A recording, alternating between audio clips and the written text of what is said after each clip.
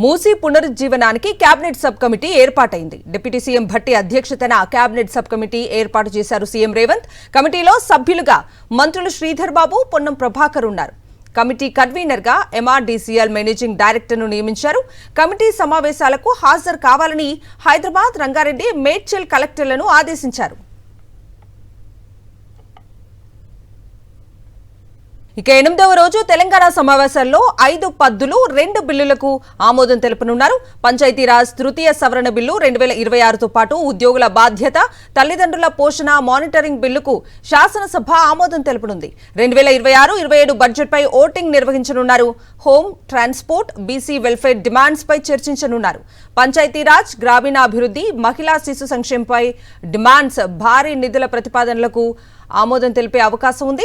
2025-26 అదనపు వ్యయ అంచనాలు సభలో సమర్పించనుంది ప్రభుత్వం.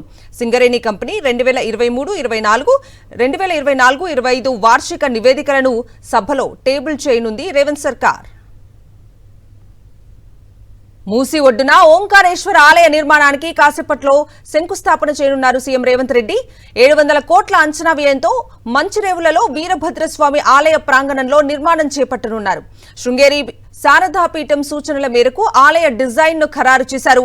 మూసీ నదిలో 100 అడుగుల ఎత్తైన శివుడి విగ్రహం ఏర్పాటుతో పాటు పార్కులు, బోటింగ్ తో టూరిజం హబ్ గా అభివృద్ధి లక్ష్యంగా పెట్టుకుంది ప్రభుత్వం. 4 మతాలకు సంబంధించిన ప్రార్థనా ఆలయాల నిర్మాణాలకు యోచిస్తోంది. పురాణాపూల్ వద్ద మసీద్, గౌలీగూడలో గురుద్వారా, నాగోల్లో చర్చ్ నిర్మించేలా ప్రభుత్వం ప్రణాళిక రూపొందించింది.